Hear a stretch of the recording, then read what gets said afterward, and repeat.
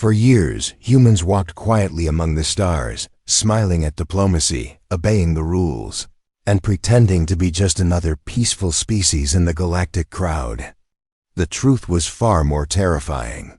Born from a planet so hostile it tried to kill them every day, they were survivors in the purest form, engineered by evolution to adapt, endure, and when necessary destroy. The galaxy had no idea what Earth was truly capable of until the wrong species pushed too far. When innocent human lives were taken in a brutal alien raid, Earth didn't send envoys or diplomats. It sent something else, something ancient, something designed in the shadows for a day like this. And in that moment, the galaxy saw it clearly for the first time. Humanity had never been tamed. They had only been waiting. They tried to pretend. For nearly a century, the humans had played the part well. They joined the Galactic Council, contributed to scientific exchanges, signed peace accords, and shared medical advances. Other species came to know them as quirky, adaptable, and occasionally unpredictable, but ultimately harmless. Their strange planet, a Class 5 death world with unstable weather patterns, apex predators, and a biological arms race unmatched in any known biosphere, was seen as an odd footnote in their profile. Not a warning, but Earth's children had never stopped being Deathworlders. They had simply been waiting for a reason. The galaxy had known war. It had seen what the Grelvok Empire did to the Coral Stars. It remembered the genocide of the Auran clans and the bio-collapse on Rakthr the Ninth. But none of those horrors had involved humans. They had always been somewhere on the sidelines, cautiously observing, quietly building, always offering aid but rarely intervening with force.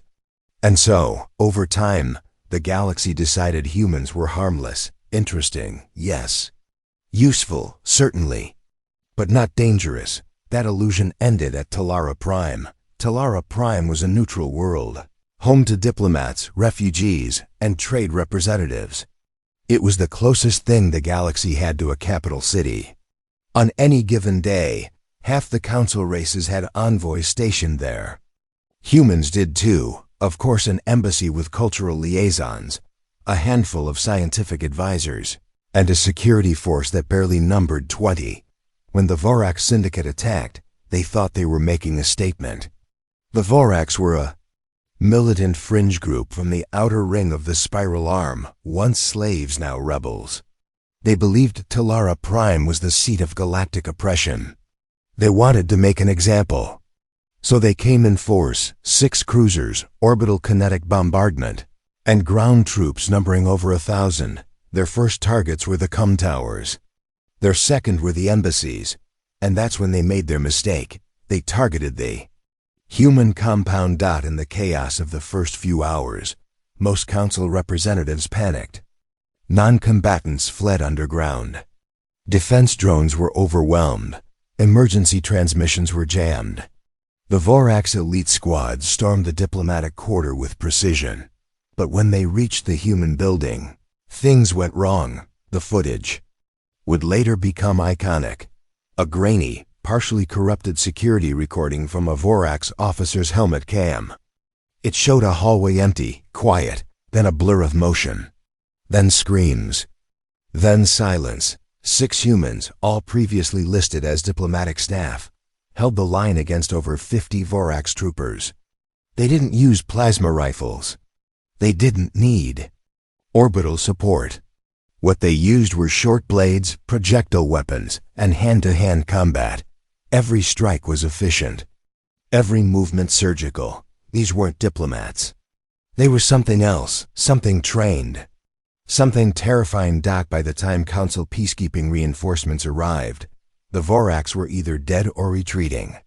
The human embassy was still standing, and not a single Terran life had been lost. In the days that followed, the illusion unraveled. Analysts began digging into Earth's military history, a topic the humans had been curiously quiet about. They discovered records of global wars, insurgencies, and counterinsurgency doctrines, more refined than anything in galactic history. They found training videos, martial arts encyclopedias, field manuals, and survival guides adapted to every known environment. They found Mars had been terraformed, not just for expansion, but for training. It simulated everything from acid rain to nuclear winters. Deathworlders, it turned out, trained not for pleasure, but because their very evolution had demanded it. To be weak on Earth was to die. The Galactic Council called an emergency session. Human representatives arrived in formal attire. Polite, calm, smiling. Counselor Ithari of the Varn Collective asked the question everyone feared. Why did you never tell us what you were? The human ambassador, a woman named Colonel Elena Reeves, gave a simple answer. You never asked. What followed was not a declaration of war. It was something worse. The humans revealed Project Umbra, a fail-safe policy, written decades ago and known only to Earth's highest defense council.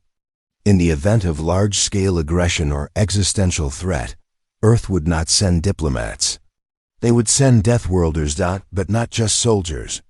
Engineers, medics, scientists, cyber warfare specialists.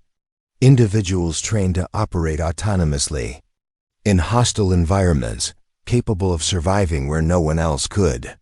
They were embedded in every embassy, every scientific mission, every trade vessel, quiet, watching, waiting. Because Earth never believed the peace would last forever. The reactions were mixed. Some species felt betrayed. Others were terrified. A few, mostly other Deathworld species like the Krell or the Naruan, simply nodded in understanding. But the balance of power shifted overnight. Trade embassies requested Terran security. Border worlds petitioned for joint military exercises. Earth didn't threaten anyone. They didn't need to. The implication was enough. If humanity ever stopped pretending, the galaxy wouldn't recognize what they became. But there was more to it than violence. Humanity began sharing survival tactics, not just in war zones, but for ecological collapse, civil unrest, and pandemics. They taught how to grow food in poisoned soil, how to use sound to detect movement in caves, how to build shelters from nothing. Entire species who had grown soft under peace began to remember what hardship felt like, and many realized something terrifying. The humans hadn't just survived a death world. They had thrived in it. 1 year after Talara Prime, a small monument was erected at the site of the human embassy. It bore no weapons, no flag, just a simple inscription in every known galactic language. The time for pretending is over. Because when the moment came, when Earth finally dropped the mask, the galaxy realized the most dangerous thing about humans was not their strength, it was their restraint. The emergency session of the Galactic Council lasted 17 hours. Every major power had a representative present, some beamed in from secure bunkers, others from warships already repositioning near Terran trade routes. The Rokari proposed sanctions. The Varn wanted mandatory disarmament of all Terran diplomatic missions. The Krell suggested immediate war. And Earth sent literally. Ambassador Reeves arrived with a satchel of gift boxes and handed them out before the session began. Chamomile, she said, grown in the Himalayan terraces. Good for stress. She smiled while saying it. Nobody drank it. By hour 10, the Shari representative stood up. Enough, Counselor Thawne rasped. You all act like you didn't know. The chamber quieted. You pretend you were shocked by 16 Terrans fending off a battalion, Thawne continued. But you forget who they are. Their world has megafauna that can eat tanks.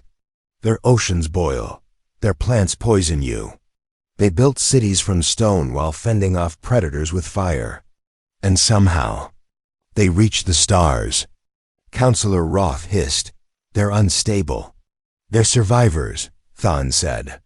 And we made the mistake of thinking survivors are soft. The vote on sanctions failed. Too many border species remembered how quickly Earth had responded to the Teleran crisis.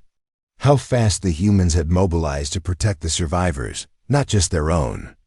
Corallites, Rokari, even the insectoid Wylolna had been rescued by Terran medics and flown to orbit within hours of the assault. It was hard to punish that kind of efficiency. But not everyone let it go. Not the syndicates. And not the Dravanti Combine. Weeks after the Teleron incident, the Combine tested Earth's resolve. They hit a Terran relief ship en route to the Veth Expanse. It was a civilian freighter, the TSV Mercy Dawn, carrying medical supplies, hydroponic kits, and food processors. No weapons. No escorts. Standard trade markings. The Dravanti flagged it as smuggling advanced tech and demanded its surrender.